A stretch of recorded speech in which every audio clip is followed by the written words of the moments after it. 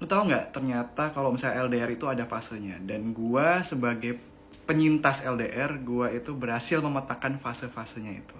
Dan ini cara gua bisa selamat dan bertahan di hubungan LDR. FYI, gua kurang lebih udah 3 tahun LDR sama cewek gua dan sekarang udah engage.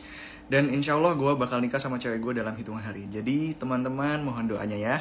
Dan semoga cara kami ini akan membantu kalian dan memberi gambaran bahwa nggak semua LDR itu bakal kandas. Oke, jadi semangat.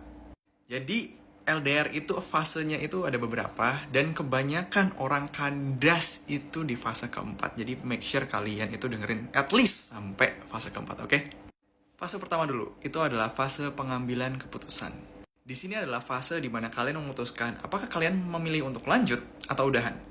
Tapi gue yakin beberapa kalian itu ada yang nggak tega untuk ngeudahin dan akhirnya bilang kita coba dulu ya. Dan saran gue di sini adalah atur hati kalian baik-baik dan persiapkan bener-bener komitmen kalian itu. Dari mulai berapa kali kalian akan ketemu besok sampai intensitas kalian berkomunikasi waktu kalian LDR. Ya walaupun komitmen kalian ini biasanya tidak sesuai dengan pengaplikasiannya besok, tapi setidaknya ini jadi komitmen kalian, setidaknya ini jadi semacam kontrak lah buat kalian tuh. Jadi ketika ada target, ya udah, ketika udah komit, kalian tuh bertanggung jawab atas komitmen itu dan gak ada yang merasa digantung. Fase kedua, perpisahan. Di fase ini kalian akan menghitung hari sebelum kalian benar-benar berpisah. Nah, saran gue di sini adalah make all the moment counts, tapi jangan sampai kalian tenggelam di dalam momen itu. Fokusin untuk bikin partner kalian itu happy dulu. Karena ya bisa jadi ini adalah benar-benar kesempatan kalian yang terakhir untuk bisa ketemu, ya kan? Dan kenapa gue bilang prioritaskan partner lu dulu, itu juga untuk menghindari kalian tuh berantem karena hal-hal egoistik. Dan juga membatasi kalian supaya kalian gak kebablasan. Lu tau lah maksud gue kebablasan itu apa. Nah sekarang fase ketiga, ini adalah fase yang paling painful, namanya adalah fase transisi. Di sini kalian awal-awal jauh nih, ada yang masih denial terus cranky, ada juga yang mulai membenahi diri supaya gak terlalu emosional. Dan karena masih anget-angetnya LDR, kalian tuh masih berkabar sering banget tuh nyeritain hal-hal detail tiap kali kalian telepon. Nah di fase ini gak ada saran lain yang bisa gue kasih selain sabar.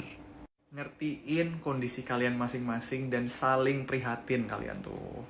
Di fase ini kebanyakan dari kalian akan belajar untuk tidak ketergantungan sama partner kalian dan kalian gue yakin akan menjadi orang yang lebih self-sufficient untuk orang yang selamat di fase ini ya.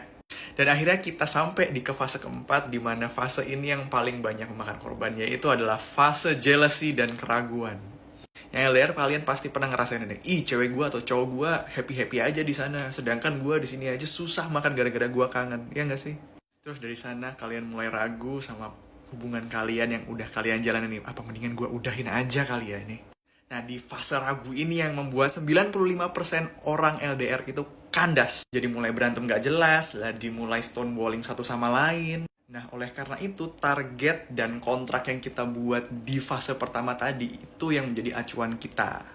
Yang kuat akan masih mengacu kepada komitmen yang sebelumnya, yang enggak ya udahan.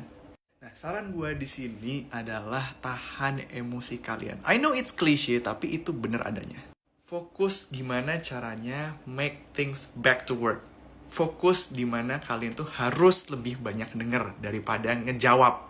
Sebenarnya itu sih esensialnya dari semua hubungan, ya nggak sih? Dan setelah kalian melewati fase tadi, akhirnya kalian sampai di fase yang kelima, yaitu fase validasi. Dimana kalian valid membuktikan kalau misalnya LDR kalian itu berhasil. Dan akhirnya kalian bisa ketemu lagi sama pasangan kalian.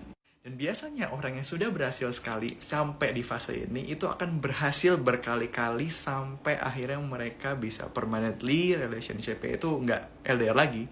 Jadi buat kalian yang LDR kalian di fase mana?